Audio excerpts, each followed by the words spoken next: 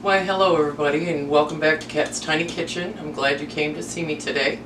Today we got a twofer going on. These are two recipes that you can use for your holiday dinner. It doesn't have to be Thanksgiving. The oyster dressing is the first thing that I'm going to talk about. It's very good. A lot of people turn their nose up at it. They don't like oysters, but we really love them here. And with the recipe though, if you don't like the oysters, you don't have to put them in. The second dish that we're going to do today, but I'm going to show you first, is a prime rib. We're going to do a reverse sear prime rib. By doing a reverse sear prime rib, it maintains more of a medium rare on the inside of the meat. You don't get that big old thick outer cooked coating on the meat like you do with a regular prime rib, where you throw it in the oven, turn it on high for like a half an hour, and then turn the heat down and let it cook. This is the opposite way. You put it in the oven at a low heat until the meat comes to a internal temperature of about 120 degrees. That's medium rare. Then you pull it out of the oven, you let it rest for about 30 minutes to an hour. You can do it uncovered, but I'm going to cover mine today. And then you put it back in the oven at a high temperature and you sear the outside. So with that, I'm going to start you off with the ingredients for the prime rib. Pretty simple.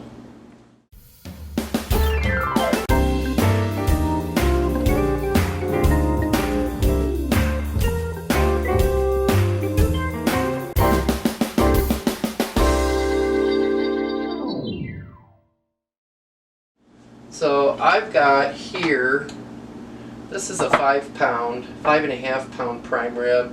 It should serve 4 to 5 people, depending on how hungry your people are. And it's already been trimmed up by the butcher and ready to go. So then for the seasoning, for the rub, for the meat, I have right here, we've got, if you can see it, I've got 4 tablespoons of kosher salt. I've got 2 tablespoons of extra coarse ground black pepper. I've got 2 teaspoons of Everglades seasoning, and then I have a teaspoon of Italian seasoning that I'm going to put on it. So with that, let's get it started. So I'm going to get a whisk out here. This is probably too big for this, but I will use it anyway. I'm going to whisk all of this ingredients together. Get it combined.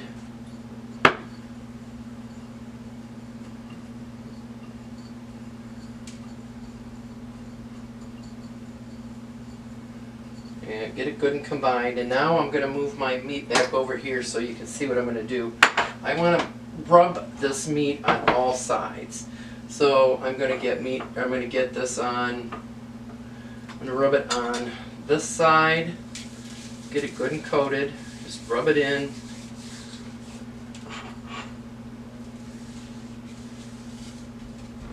Push it in. Okay. And then the top.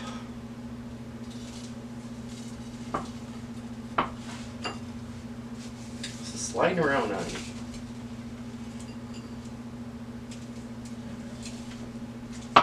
I'm going to get it good and coated, and I'm spilling some of this, but that's okay. As long as a lot of it sticks, I'm good. And now I'm going to get the side, and I'll be probably retexturing that. Let's reach in here. The side. Get some of the meat side here.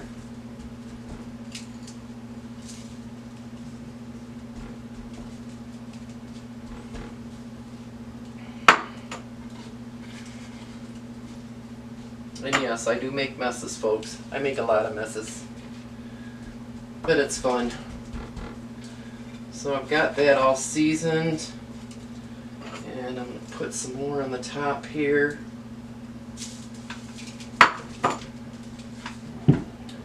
And now what I'm going to do is I'm just going to let it set aside I'm going to set it to the side and let it sit for about an hour before I start cooking it. So we will be back when that time starts. Okay, so we're back and we're going to start the second part of our twofer for tonight, and we're going to make the oyster dressing. So I want to cover the ingredients for you, and as you can see, we already have the first part of the ingredients in the camera, in the little picture box for you, picture in picture. I have, this will equate to about 1.5 loaves of bread. I actually had some leftover hamburger buns from a party we had earlier this year. So I just threw them in the freezer and knew that I would get them out and use them. So I just break them up, and I saved one for you so I could show you what I do. I just basically tear it apart. Doesn't have to be perfect little squares like the stuff you buy in the store. I don't know if, there we go. Just tear it up.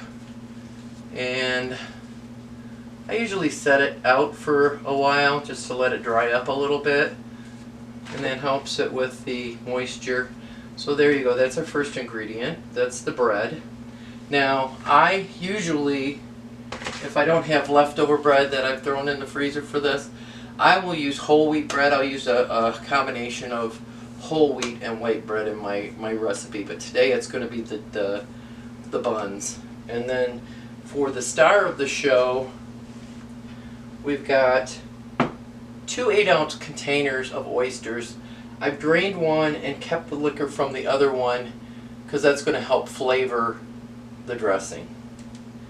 And again, if you don't like this, you can leave the oysters out and just add a little bit more of the stock that you're going to add to it. So then we have 2 teaspoons of my salt, pepper, garlic. Then we have 2 teaspoons of Italian seasoning. We have a 1/2 cup of celery, finely cut, chopped. 1/2 cup of onion, finely, oh no, this is a 1/3 cup. 1/3 cup, 1/2 cup, yeah, it is a 1/2 cup of onion. And then we have a 1/3 cup of carrots. I can't think too well today, I guess. And then in addition to that, let me reach over here. We've got 4 cups of chicken stock. Now I probably won't use all of this, but I'm going to use it to cook with, and whatever's left over I can use for another dish. And then last but not least, I have 1 lightly beaten egg. And that's all of the ingredients. So I'm going to move all of this out of the way, and we're going to get started on the broth for the dressing. Let me get my pot in here. Hopefully you can see it okay. I may have to adjust you a little bit. I'm going to have to adjust you, move you up a little bit. So what I'm going to do is, I forgot one ingredient. No, I didn't. Yeah, I did. I'm going to use some extra virgin olive oil. About 2 tablespoons worth.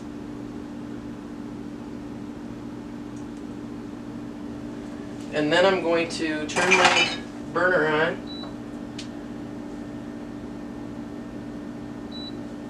I'm going to turn it on high right now. I want to get that oil hot. Get the oil hot. And this part's pretty easy. I've got my oil hot. So I'm going to add my celery, my onion, and my carrots. I'm going to let this saute a little bit.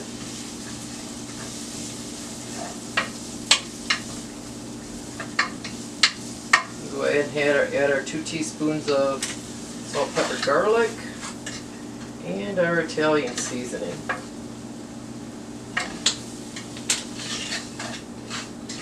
It looks like a lot of Italian seasoning, but it's going to go into the bread dressing, so it won't be a lot once we get it in with the bread. So we're going to saute this a little bit, and this is probably where I'm going to throw some music in to keep you all company while it sautés. This will take about 3 to 5 minutes.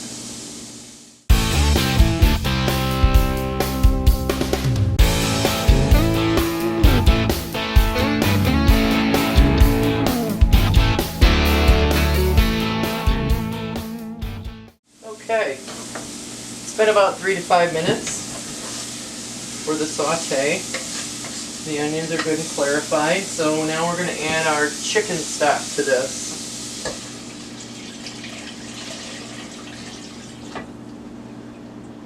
And what I'm going to do, I'm going to leave this on high until it comes to a boil. Then I'm going to turn it down to about medium high. I want it to simmer for about 45 minutes. So while we're waiting, I will come back and show you the rest of the recipe. Okay, so we are back now. I have finished cooking my stock and I've taken the lid off of it and it's setting aside to cool for when we get ready to make our dressing. But now it's 2:30. I want to get this roast in the oven because it's going to take about 3.5 hours to cook or bake before I pull it out and let it set. So we are going to do that now. I've got my roast here on the counter, and I've already got my pan pre-sprayed with some cooking spray. I'm going to set my roast in here, and then what I'm going to do, because I really don't want to screw this up. This is a really expensive cut of meat and I really want to make sure that it's cooked properly and I don't mess it up. So I'm going to use my meat thermometer.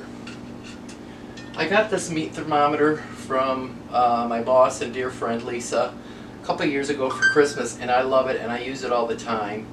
It's very easy to use. You just turn it on, pick your settings really quick for meat, and stick it in your roast, and then you can pop it in your oven, and once your meat reaches temperature, it will beep and let you know it's done. So we've got our meat in the pan.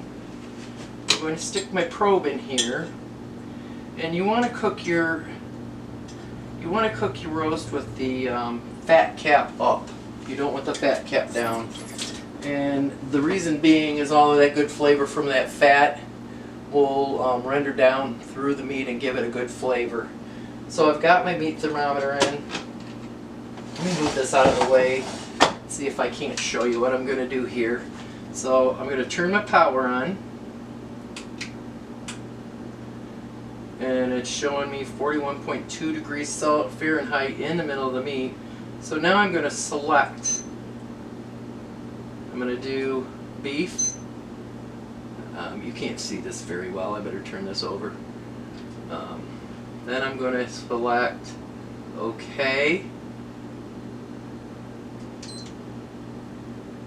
And then I'm going to select medium rare. Even though I would personally prefer it to be rare, I'm going to do medium rare because I still have other people that I have to make sure they get what they want. Then I hit OK, and it starts the time, and this shows 125. I'm going to pull it out at 120 because I have to let it sit and cook it a little bit more afterwards.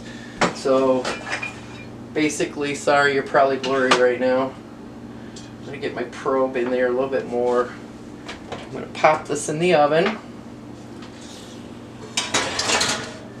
Pull my thing to the side, and there you go. Let her go. And you're done with it. So all we have left to do now is get our dressing ready, oyster dressing ready for the oven when the meat comes out. So give me a minute to get things around and we'll get that going. Okay, so we're moving on to the next step, which is to get the dressing put together and get it ready to bake. So the first thing I'm going to do, because I want all the celery, carrots, and onion in my stuffing or dressing, I'm going to drain it right now. So I've got a sieve here with a bowl, and I'm just going to pour this right into the bowl so that I get all of the veggie goodness. And the reason I'm doing this is because I don't know if I'm going to use all the stock. I probably will with the amount of bread I have, but I don't know. So I'm going to get this drained. There should be enough. Set this aside.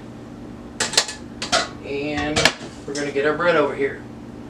So let me get my other stuff out of the fridge. I had to put my oysters and my eggs in the fridge.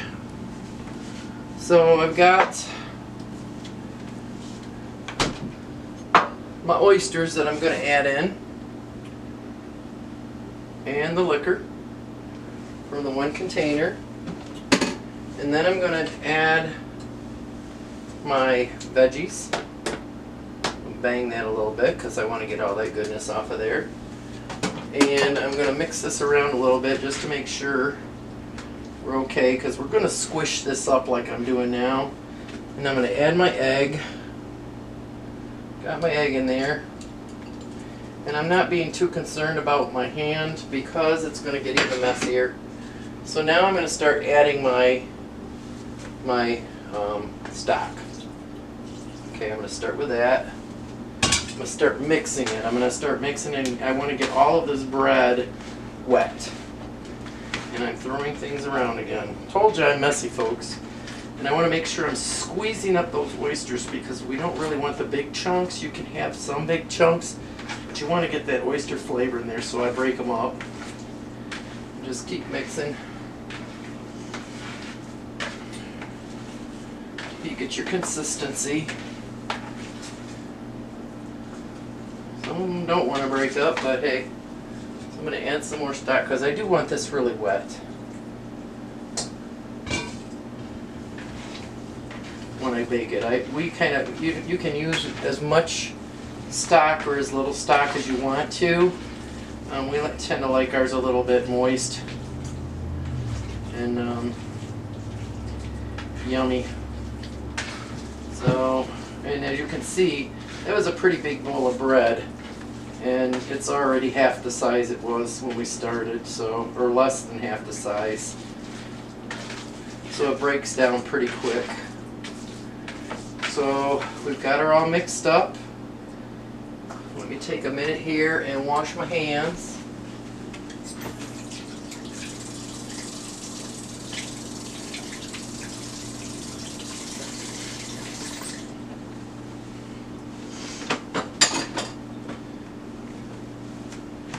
And then what I'm going to do is I've already greased a bowl. And I'm going to transfer this into this casserole dish, greased casserole dish. And then I'm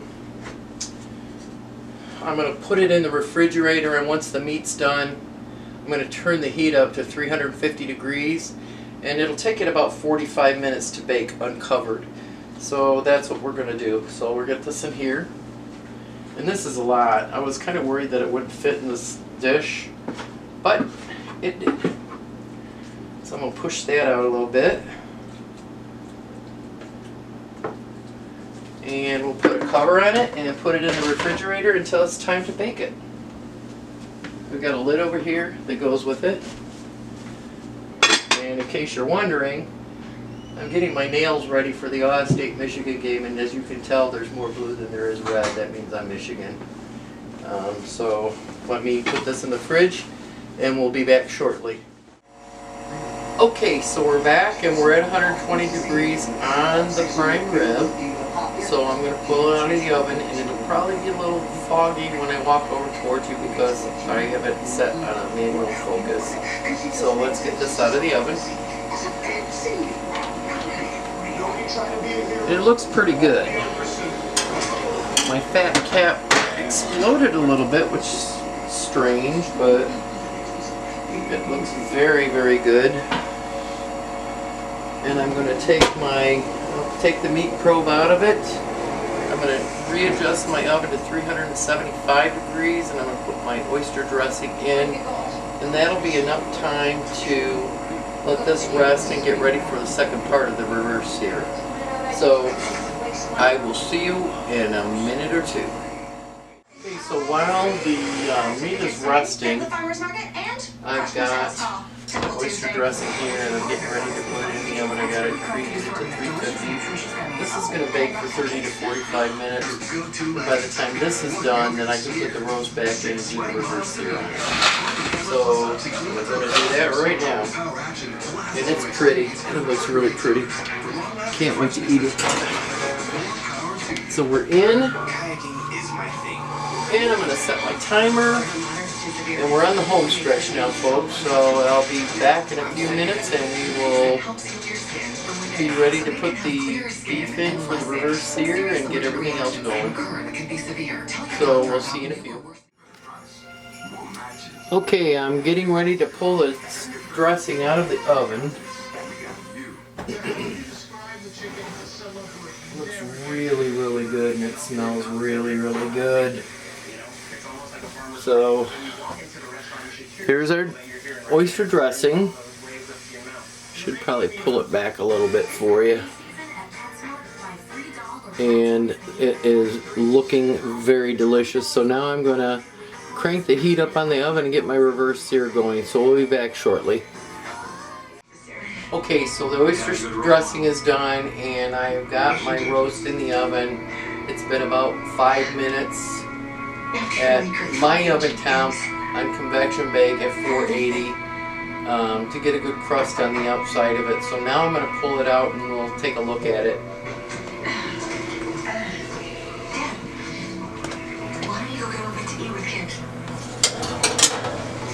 And it is sizzling nicely. So we are done. It's looking beautiful. It's got a good crust on it. Even though some of it popped up, I don't know why that did that, but I guess it's the way it was cleaned or carved or fatted, whatever you want to call it. So all that's left now is to get it plated up and eat it, and I cannot wait because I think everything's going to taste great. So I thank you all for coming along today, and we will see you on the next one. Have a blessed evening.